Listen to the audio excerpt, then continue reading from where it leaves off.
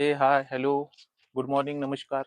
मी गणेश शिकवड आणि स्वागत आहे तुमचं माझ्या यूट्यूब चॅनलमध्ये. आपण महाराष्ट्राचा भूगोल या विषयाचा अभ्यास करत होतो. हा विषय आपण बघत होतो आणि यामध्ये आतापर्यंत आपण जवळपास 3 चॅप्टर कंप्लीट केलेले आहे. त्यामध्ये राजकीय भूगोल, प्रशासकीय विभाग आणि त्यातल्या त्यात आपण अ, प्रादेशिक विभाग याबद्दल सविस्तर माहिती घेतलेली आहे. जवळपास आपण राजकीय भूगोल, महाराष्ट्राचा राजकीय भूगोल या संदर्भात 2 व्हिडिओ अपलोड केलेले आहे. पहिला लेक्चर, पहिला चॅप्टर आहे तो. त्यानंतर प्रादेशिक भूगोल या संदर्भात एक लेक्चर अपलोड केलेलं आहे आणि प्रशासकीय विभाग या संदर्भात जवळपास 7 लेक्चर अपलोड केलेले आहे. त्यामध्ये जिल्हानिहाय आणि तालुकानिहाय व उपविभागनिहाय आपण सविस्तर माहिती घेतलेली आहे. आता आपण चौथ्या चॅप्टरला सुरुवात करत आहोत. तो जो चॅप्टर आहे तो आहे प्राकृतिक विभाग. म्हणजे महाराष्ट्रामध्ये जेवढे प्राकृतिक विभाग आहेत त्याबद्दल आपण माहिती घेणार आहोत. तर प्राकृतिक विभाग एकूण 3 आहेत. जसं आपण मागच्या लेक्चरमध्ये पण चर्चा केलेली आहे. तर आता आपण इन डिटेलमध्ये बघणार आहोत प्राकृतिक विभाग. तर इथं बघू शकता तुम्ही टायटल मेन्शन केलेला आहे, टायटल ऍड केलेला आहे, महाराष्ट्राचा प्राकृतिक विभाग. आता प्राकृतिक विभागने आपण लेक्चर बघणार आहोत. तर त्या अगोदर आपण जो प्राकृतिक विभाग आहे त्याची काही मोजके कन्सेप्ट आहेत, महत्वाचे कन्सेप्ट आहेत, ते समजून घेऊया. तर तुर्तास इथं टायटल बघत आहात तुम्ही, महाराष्ट्राचा प्राकृतिक भूगोल. आता महाराष्ट्राचा जो प्राकृतिक भूगोल आहे किंवा महाराष्ट्राची प्राकृतिक जी स्थिती आहे ती 3 विभागामध्ये डिवाइड केलेली आहे. तर त्याचे 3 भाग आहेत. ते इथं बघू शकता तुम्ही. 3 भाग आपण ऍड केलेले आहे. पहिला आहे कोकण प्राकृतिक विभाग, त्यानंतरचा दुसरा आहे पश्चिम घाट व अन्य पर्वत डोंगररांगा आणि तिसरा आहे पठारी प्रदेश, त्यालाच आपण दख्खनचे पठार असे म्हणतो. तसे 3 प्राकृतिक विभाग महाराष्ट्रामध्ये पडत असते. तर त्या अगोदर आपण प्राकृतिक विभाग इन डिटेल मध्ये बघण्याच्या अगोदर आपण जे कन्सेप्ट आहेत प्राकृतिक विभागाची, विशेषतः कोकण आणि सह्याद्री याची उत्पत्ती कशा पद्धतीने झालेली आहे ते कन्सेप्ट आपण बघूया. त्यानंतर आपण कोकण प्रादेशिक विभागाला इन डिटेल मध्ये बघूया. तर तिथं बघत आहात तुम्ही, इथं आपण 3 डेफिनेशन मेन्शन केलेले आहे. तर महत्वाची जे संकल्पना आहे त्यामध्ये प्रस्तरभंग, गटपर्वत आणि अवशिष्ट पर्वत असे 3 कन्सेप्ट आपण आता बघणार आहोत. त्यानंतर आपण कोकण प्राकृतिक विभाग बघूया. आता इथं बघत तुम्ही प्रस्तरभंग म्हणजे काय, इथं डेफिनेशन दिलेलं आहे, बघू शकता तुम्ही. भूकवचावर भूगर्भीय हालचाली निर्माण होणाऱ्या दाब किंवा तणावामुळे खडकावर तडे किंवा भेगा पडून जेव्हा खडकाचे थर एका बाजूस सरकतात तेव्हा होणाऱ्या भूपृष्ठीय तुकड्यांना प्रस्तरभंग म्हणतात. तर डेफिनेशन दिलेलं आहे आणि सोबतच डायग्राम पण काढलेला आहे. तर नेमकं प्रस्तरभंग म्हणजे काय, जेव्हा अ, जमिनीचा उद्रेक होत असतो तर आपण पृथ्वीच्या गर्भामध्ये जे अ, खूप मोठ्या प्रमाणामध्ये ज्वालामुखी आताही सुप्त अवस्थेमध्ये आहेत. पण जेव्हा प्राचीन काळामध्ये ज्वालामुखीचा वेगवेगळ्या पद्धतीनं उद्रेक झालेला आहे, त्यामध्ये पर्वतरांगा, डोंगर, दऱ्या याची निर्मिती झालेली आहे. जसं आपण बघत असतो की दख्खनचा पठार तो एक प्रकारे ज्वालामुखीय जो ज्वालामुखी पसरलेला आहे त्यातून तो निर्माण झालेला पठार आहे. तसंच सह्याद्रीचा जो घाट आहे तर भूगर्भीय रचना जी आहे ते एकमेक जे टेक्टिक प्लेट आहेत एकमेकाला टक्कर होऊन किंवा हालचाली होऊन जेव्हा जमिनीचा एक भाग खाली येतो आणि दुसरा भाग वर जातो त्याला आपण प्रस्तरभंग असे म्हणत असतो. इथं बघू शकता तुम्ही, इथं डायग्राम ऍड केलेला आहे. आता महाराष्ट्रामध्ये जे कोकण विभाग आहे तो कोकण प्राकृतिक भाग आहे आणि सह्याद्री हा जो प्राकृतिक भाग आहे तो याच पद्धतीनं तयार झालेला आहे. विशेषतः प्रस्तरभंगाचा एक उदाहरण म्हणजे सह्याद्री घाट किंवा सह्याद्री पर्वत हे एक प्रकारे प्रस्तरभंगाचंच उदाहरण आहे. आणि तर बघू शकता तुम्ही भंगाचा जो स्ट्रक्चर आहे या पद्धतीने आहे. म्हणजे जमिनीच्या हालचाली होते, जमिनीचे जे वेगवेगळ्या प्लेट आहेत एकमेकाच्या खाली किंवा वर जेव्हा होत असते किंवा जात असते तेव्हा अशा पद्धतीची रचना होत असते, त्यालाच आपण प्रस्तरभंग असे म्हणतो. तिथं डायग्राम बघू शकता, प्रस्तरभंग त्याचा एक नमुना आहे. आणि कोकण कोकण जो प्राकृतिक भाग जो निर्माण झालेला आहे तो एक प्रकारे निमूर्ती प्रक्रियेमुळे झालेला आहे. तो त्याचाच एक वेगळा भाग आहे तो. आणि सह्याद्री जो उदाहरण आहे तो प्रस्तरभंग प्रक्रियेमुळे सह्याद्रीची निर्मिती झालेली आहे. आणि पठारी प्रदेशाची जी निर्मिती झालेली आहे ते भ्रंशमूलक ज्वालामुखी उद्रेकातून दख्खनचे पठार याची निर्मिती झालेली आहे. जेव्हा ज्वालामुखीचा उद्रेक झाला आणि कंटिन्युअसली ज्वालामुखी या भागामध्ये, या उताराच्या भागामध्ये पसरत गेलं, त्यामुळे दख्खनचे पठार याची निर्मिती झालेली आहे. आता तुम्ही बघू शकता प्रस्तरभंग म्हणजे काय. प्र म्हणजे वरचा भाग, तर म्हणजे लेयर, जमिनीचा लेयर, आणि भंग म्हणजे तुकडे होणे, म्हणजे वरचा भाग तुटून त्याचे तुकडे होणे, त्याला प्रस्तरभंग असे म्हणतो. इथं तुम्ही डायग्राम बघू शकता. त्यानंतर आहे गटपर्वत. गटपर्वत म्हणजे काय. कठीण भूपृष्ठावर जर एकाच वेळी दुहेरी प्रस्तरभंग झाला असेल, तर काही वेळा प्रस्तरभंगाबाहेरील भाग स्थिर राहतो व मधला भाग वर उचलला जातो, किंवा इथं बघू शकता तुम्ही गटपर्वताची निर्मिती कशा पद्धतीने होत असते. जेव्हा जमिनीचे जे प्लेट आहेत, वेगवेगळे प्लेट आहेत, त्यापैकी दोन बाजूच्या प्लेटा खाली येतात आणि मधला भाग वर उचलला जातो, किंवा अपोजिट परिस्थितीमध्ये मधला भाग खाली खचतो आणि बाजूचा जो प्लेट आहे ते स्थिर राहते. अशा पद्धतीने निर्माण होणाऱ्या पर्वताला आपण गट पर्वत असं म्हणतो. इथं व्याख्या पण लिहून दिलेली आहे, बघू शकता तुम्ही. कठीण भूपृष्ठावर जर एकाच वेळी दुहेरी प्रस्तरभंग झाला असेल, तर काही वेळा प्रस्तरभंगाबाहेरील भाग स्थिर राहतो व मधला भाग वर उचलला जातो, किंवा काही वेळा दुहेरी प्रस्तरभंगाच्या मधला भाग स्थिर राहतो व दोन्ही बाजूकडील भाग खाली खचतो, तेव्हा मधला भाग उंच दिसतो. यालाच गटपर्वत किंवा टोकळ्याचा पर्वत असे म्हणतात. तिथं डायग्राम तुम्ही बघू शकता. या पद्धतीने जेव्हा प्लेटा खाली किंवा वर होते आणि मधला भाग एकूण उंचवट्यासारखा दिसत असतो, त्याला प्रस्तर आपलं गट पर्वत असे म्हणतो आपण.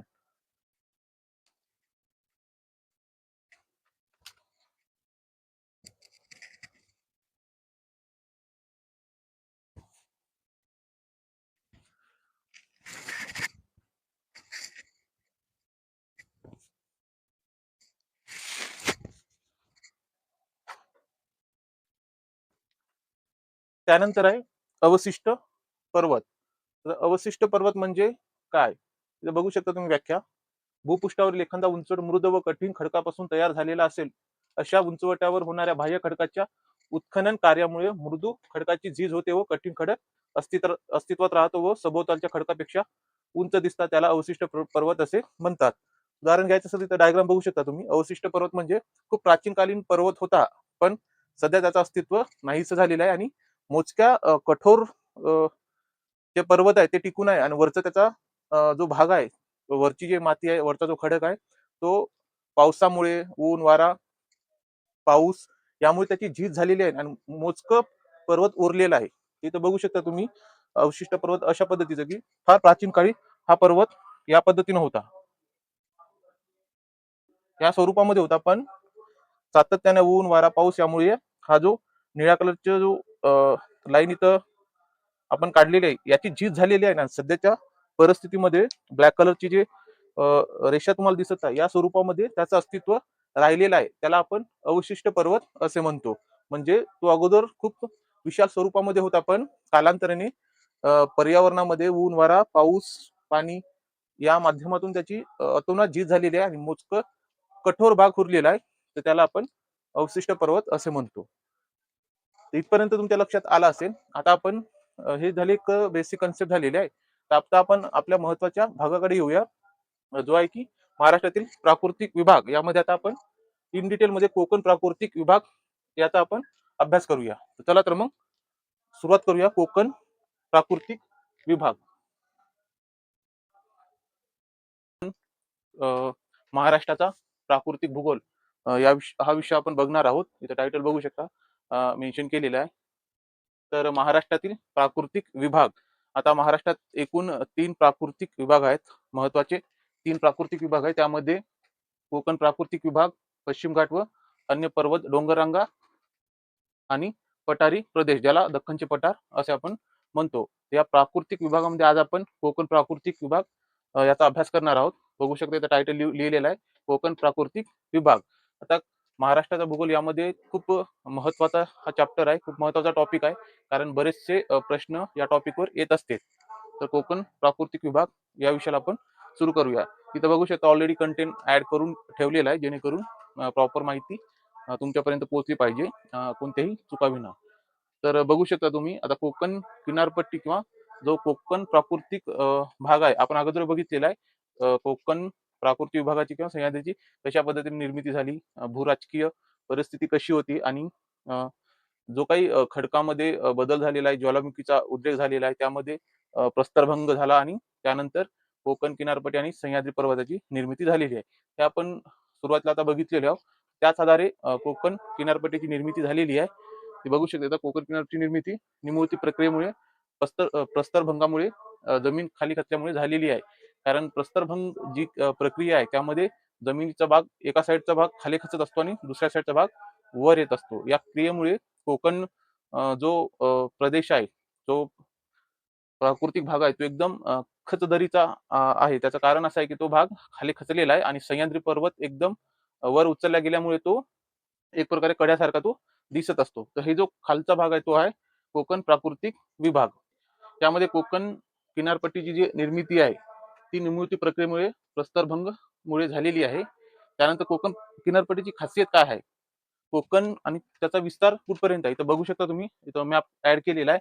कोकण किनारपट्टी म्हणजे अरबी समुद्र आणि पश्चिम घाट किंवा सह्याद्री पर्वत यांच्या दरम्यानचा जो भाग आहे तो आहे कोकण प्राकृतिक विभाग. जसं की कोकण प्रशासकीय विभाग आपण बघितलेला आहे. कोकण प्रशासकीय विभाग आणि कोकण प्रादेशिक विभाग सेमच आहे. प्राकृतिक विभाग सेम आहेत.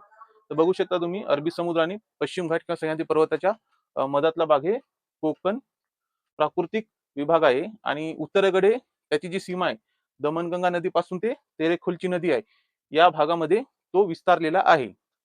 त्यानंतर दक्षिण उत्तर लांबी 560 किलोमीटर असून समुद्र किनाऱ्याची लांबी 720 किलोमीटर आहे. आता हे दक्षिण उत्तर लांबी जी आहे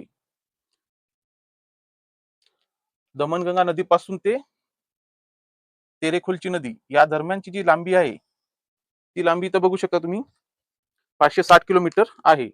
दक्षिण उत्तर लांबी ही 560 किलोमीटर आहे. कोकण प्राकृतिक विभागाची दक्षिण उत्तर लांबी 560 किलोमीटर आहे. तर हे 560 किलोमीटर कुठून कुठपर्यंत येते?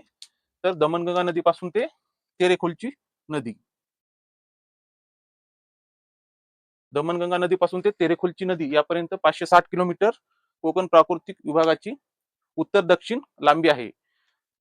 तसंच समुद्र किनाऱ्याची लांबी ही 720 किलोमीटर आहे. समुद्र किनाऱ्याची लांबी 720 किलोमीटर आहे. म्हणजे उत्तर दक्षिण लांबी जरी जमिनीचा जो भाग आहे त्याची लांबी जरी 560 किलोमीटर असली तरी समुद्राचा जो भाग आहे त्याची जी लांबी आहे ती 720 किलोमीटर आहे. म्हणजे हा भाग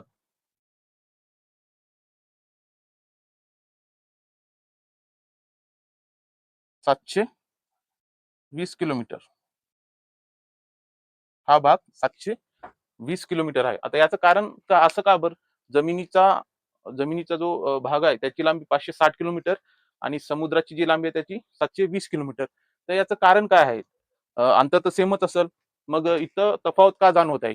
एका बाजूला 560 किलोमीटर आणि दुसऱ्या बाजूला 720 किलोमीटर. एवढी तफावत का दिसत आहे? त्याचं त्याचं कारण आहे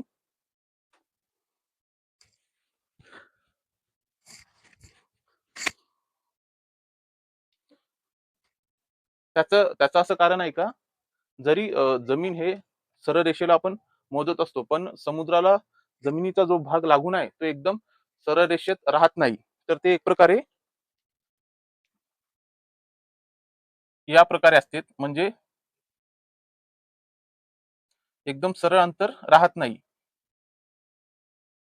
तर एकदम सरळ अंतर नसल्यामुळे हे अंतर वाढत असते. म्हणजे एक प्रकारे अ, कोकण प्राकृतिक विभागाची जी किनारपट्टी आहे ते या प्रकारची किनारपट्टी आहे. एकदम सरळ बाजूने नसून ते एकदम वलाटणी देणारी वेगवेगळ्या बाजूने कलाटणी असलेली समुद्र किनारा असल्यामुळे त्याचे अंतर 720 किलोमीटर आहे. हे लक्षात ठेवा. इथं कन्फ्युजन होऊ शकते. जमिनीमध्ये आपण डायरेक्ट सरळ रेषेत मोजत असतो अंतर आणि समुद्राला जो लागून भाग आहे तो आपण सरळ मोजू शकत नाही. तो भाग आहे वक्राकार. समुद्राला लागून जो भाग आहे तो कसा आहे? वक्राकार भाग आहे. म्हणजे एकदम सरळ रेषेमध्ये नसून तो या पद्धतीने आहे. आणि हे जरी मॅपमध्ये आपल्याला दिसत नसेल पण तो ऍक्च्युली या पद्धतीनं आहे. तर त्यामुळे जेव्हा आपण अंतर काउंट करत असतो तर अंतर हे या पद्धतीने येत असते. तर हे वाढत जाते आणि सरळ रेषेचे अंतर हे कमी होऊन जाते. त्यामुळे कोकण प्राकृतिक विभाग जो जमिनीचा भाग आहे तो 560 किलोमीटरचा आहे आणि समुद्राला लागून जो भाग आहे तो 720 किलोमीटरचा आहे. हे लक्षात ठेवा, इथं कन्फ्युजन होता कामा नये. त्यानंतर आता हे आपण बघितलं होतं लांबी जास्त का आहे, तर हे एक प्रकारे दंतूर किनारपट्टी आहे, त्यामुळे त्याची लांबी वाढत असते. किनारपट्टी कशी आहे, वक्राकार किंवा दंतूर किनारपट्टी. वक्राकार किंवा दंतूर किनारपट्टी आहे म्हणून ही लांबी वाढलेली आहे.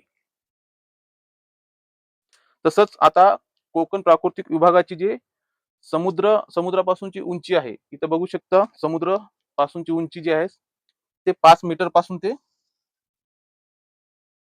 5 मीटर पासून ते 300 मीटर पर्यंत आहे. कोकण प्राकृतिक विभागाची जे समुद्र सपाटीपासून उंची आहे ते 5 मीटर पासून ते 300 मीटर पर्यंत आहे. म्हणजे आपण बघू शकता तुम्ही, या साईडची जमीन आहे ते 5 मीटर पासून सुरुवात होते. 5 मीटर पासून ते इथपर्यंत येईपर्यंत सह्याद्री घाटमाथ्याला लागून तिथपर्यंत जाण्यापर्यंत ही उंची होऊन जाते 300 मीटर. या पद्धतीने आहे. म्हणजे समुद्रालगत 5 मीटर पासून कोकण प्राकृतिक विभागाची सुरुवात उंची होते किंवा त्याची जी उंची आहे 5 मीटर पासून ते पूर्वेकडे जाता जाता सह्याद्रीच्या लगतपर्यंत 300 मीटर पर्यंत ती उंची होऊन जाते. म्हणजे इन अँड अवरेज 5 मीटर ते 300 मीटर पर्यंत त्याची सरासरी उंची आहे. त्यानंतर सह्याद्रीचा जो एकूण क्षेत्रफळ आहे, सह्याद्रीचा एकूण क्षेत्रफळ 30,394 चौरस किलोमीटर. आपण बघितलेलं, आता इथं बघत आहोत आपण कोकण प्राकृतिक विभागाची एकूण जे स्क्वेअर किलोमीटर मध्ये त्याची जे आपण बघत आहोत, कोकण प्राकृतिक विभागाचे एकूण जो क्षेत्रफळ आहे ते आहे 30,394. कोकण प्राकृतिक विभागाचे एकूण क्षेत्रफळ 30,394 चौरस किलोमीटर हे एकूण क्षेत्रफळ कोकण प्राकृतिक विभागाची आहे. आणि उत्तरेकडे रुंदी जास्त असून दक्षिणेकडे रुंदी कमी आहे. आता जो उत्तरेचा भाग आहे, आपण अगोदरच्या लेक्चर मध्ये पण बघितलेला आहोत. महाराष्ट्राचा मॅप जेव्हा बघत असतो आपण, तो हा भाग आहे.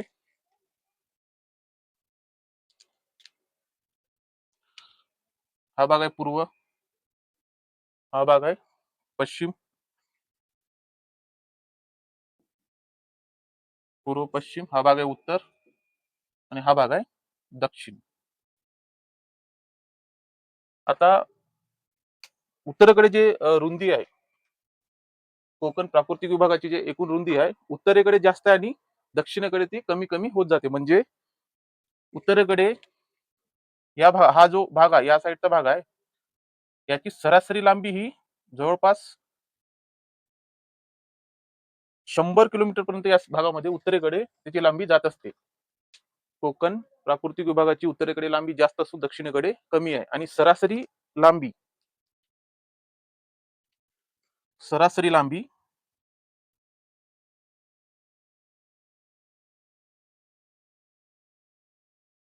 सरासरी लांबी 30 ते 60 किलोमीटरच्या दरम्यान आहे. 30 ते 60 किलोमीटरच्या दरम्यान लांबी आहे. आता ही झाली सरासरी लांबी 30 ते 60 किलोमीटरच्या दरम्यान. म्हणजे समुद्र लगत पासून ते सह्याद्री घाटपर्यंत किंवा पश्चिम घाटपर्यंत सरासरी लांबी 30 ते 60 किलोमीटर आहे. पण उत्तरेकडे लांबी जास्त असून दक्षिणेकडे लांबी कमी आहे. उत्तरेकडे लांबी जास्त, उत्तरेकडे लांबी जास्त असून दक्षिणेकडे लांबी कमी कमी होत जाते. तर या पद्धतीची परिस्थिती कोकण प्राकृतिक विभागाची आहे. आपण प्रत्येक अँगलनं डिस्कशन केलेलं आहे. दमणगंगा नदीपासून ते तेरेखोल पर्यंत उत्तर आणि दक्षिण भाग आहे. त्यानंतर पश्चिमेस अरबी समुद्र, पूर्वेस पश्चिम घाट, तसेच जमिनीचा जो अंतर आहे उत्तरेकडून दक्षिणेकडे ते 560 किलोमीटर असून समुद्रालगतचा जो जमिनीचा भाग आहे ते अंतर आहे 720 किलोमीटर. या पद्धतीनं प्रत्येक अँगलनं आपण सविस्तरपणे बघितलेले आहोत. तसेच कोकणाचे प्राकृतिक दृष्ट्या कुठे कुठे 3 विभाग केले जाते आणि कुठे 2 विभाग केले जाते. प्रामुख्याने 2 विभाग मध्ये डिवाइड करण्यात येते. पण मागच्या एक्झाम मध्ये या अँगलनं पण क्वेश्चन आले होते. तर त्यामुळे दोन्ही पण जे स्थिती आहे, 2 परिस्थिती आहे, कोकणाचे प्राकृतिकदृष्ट्या जे उपविभाग केलेले आहे, तर ते दोन्ही बाजूने आपण चर्चा करणार आहोत. तिथं बघू शकता तुम्ही कोकणाचे प्राकृतिकदृष्ट्या आपण सुरुवातीला 3 उपविभाग बघूया. तर त्या 3 उपविभागामध्ये उत्तर कोकण, मध्य कोकण आणि दक्षिण कोकण असे एकूण 3 उपविभाग केलेले आहेत. तर या 3 उपविभागामध्ये प्रामुख्याने 3 उपविभागाची जी विभागणी झालेली आहे. उत्तर कोकणाची जी विभागणी आहे ते दमणगंगा नदीपासून ते पाताळगंगा नदीपर्यंत उत्तर कोकण म्हणून कन्सिडर केले जाते आणि यामध्ये प्रामुख्याने पालघर जिल्हा, ठाणे जिल्हा, मुंबई शहर, मुंबई उपनगर आणि रायगडचा उत्तरेकडील भाग यांचा समावेश आहे. म्हणजे पाताळगंगापर्यंत जे तालुके येतील रायगड जिल्ह्यातील त्यांचा समावेश आहे. तसेच मध्य कोकण विभाग आहे. तर हे मध्य कोकण विभागाची विभागणी हे पाताळगंगा नदी पासून ते सावित्री नदीपर्यंत आहे आणि यामध्ये प्रामुख्याने रायगडचा मध्य व दक्षिण भाग म्हणजे पाताळगंगा नदीकडचा जो दक्षिण भाग आहे रायगड जिल्ह्याचा तो मध्य कोकण म्हणून कन्सिडर केले जाते आणि दक्षिण कोकण याची जी विभागणी आहे ते सावित्री नदी ते तेरेखोलची नदी या दरम्यान आहे आणि यामध्ये प्रामुख्याने रत्नागिरी व सिंधुदुर्ग या 2 जिल्ह्यांची विभागणी केल्या जाते. त्यानंतर जेव्हा कोकणाला प्राकृतिकदृष्ट्या 2 विभागामध्ये डिवाइड केले जाते तर ते आहे अशा पद्धतीने आहे उत्तर कोकण आणि दक्षिण कोकण. तर उत्तर कोकण यामध्ये प्रामुख्याने पालघर, ठाणे, मुंबई शहर, मुंबई उपनगर आणि रायगड या 5 जिल्ह्यांचा समावेश होतो आणि दक्षिण कोकण यामध्ये प्रामुख्याने रत्नागिरी आणि सिंधुदुर्ग या 2 जिल्ह्यांचा समावेश होतो. तर अशा पद्धतीने कोकणाचे जे प्राकृतिकदृष्ट्या उपविभाग आहेत त्याबद्दल आपण माहिती घेतलेली आहे. त्यानंतर आहे कोकणाचे वैशिष्ट्ये. आता कोकणाचे वैशिष्ट्य तुम्ही बघू शकता वर नोट करून दिलेले आहेत. कोकण प्राकृतिक विभागाचे वैशिष्ट्य. तर यामध्ये वैशिष्ट्ये कोणकोणते आहेत? तर साहजिक आहे महाराष्ट्राचा जो प्राकृतिक भाग कोकण आहे त्यामध्ये पूर्ण कोकण विभागाला समुद्रकिनारा लाभलेला आहे. तर त्यामुळे निश्चितच त्या भागामध्ये बंदरे, त्यानंतर बीच ज्याला आपण पुळण म्हणतो मराठीमध्ये, सागरी गुहा, खाड्या हे आढळणे साहजिकच आहे. कारण समुद्रकिनारा पूर्णपणे कोकणाला लाभलेला आहे. यामध्ये आपण समोरच्या लेक्चरमध्ये पण इन डिटेलमध्ये बीच बद्दल, सागरी गुहा, त्यानंतर मृदामध्ये आपण जांभी मृदाबद्दल, तसंच मग नदी या प्रकरणामध्ये आपण कोकणातील नद्या याचा आपण सविस्तर अभ्यास करणारच आहोत. तर थोडक्यात आपण इथं समजून घेऊया कोकणाची वैशिष्ट्ये. इन डिटेलमध्ये आपण समोरच्या लेक्चरमध्ये प्रत्येक गोष्टीला टॉपिक वाईज डिस्कस करणार आहोत. सध्या आपण बघूया खल्लाटी आणि वलाटी. कोकणामध्ये प्रामुख्याने खल्लाटी आणि वलाटी हे भाग आढळतात. आता खल्लाटी आणि वलाटी म्हणजे काय? तर कोकणाच्या खालचा भाग, कोकणाचा जो खालचा भाग आहे म्हणजे घाटाच्या एकदम पश्चिमेकडचा हा जो भाग आहे, हा भाग खलाटी म्हणून ओळखला जातो आणि या डोंगराला लागून किंवा घाटमाथ्याला लागून जो वरचा भाग आहे तो वलाटी म्हणून ओळखला जातो. खालचा भाग खलाटी, वरचा भाग वलाटी. हे त्याची कोकणाची वैशिष्ट्य आहेत. तसेच यामध्ये प्रामुख्याने पुळण ज्याला आपण बीच म्हणत असतो हे पण आढळते समुद्रकिनारा असल्यामुळे. वाळूचे दांडे, सागरी गुहा, खाड्या या गोष्टी समुद्रकिनाऱ्यालगत प्रामुख्याने आढळते. तसेच बेट पण आहेत, बंदरे पण आहेत आणि आपण नंतरच्या लेक्चरमध्ये प्रामुख्याने महत्वाचे बंदर पण डिस्कस करणार आहोत. प्रत्येक गोष्ट आपण इन डिटेलमध्ये डिस्कस करणार आहोतच. आता हे झालं कोकण प्राकृतिक विभागाची आपण सविस्तर माहिती घेतलेली आहोत आणि जे वैशिष्ट्य त्याबद्दल आपण समोरच्या लेक्चरमध्ये डिस्कस करणारच आहोत. तर अपेक्षा आहे चांगल्या पद्धतीने तुमच्या लक्षात आला असेल. परत भेटूया आपण नंतरच्या लेक्चरमध्ये.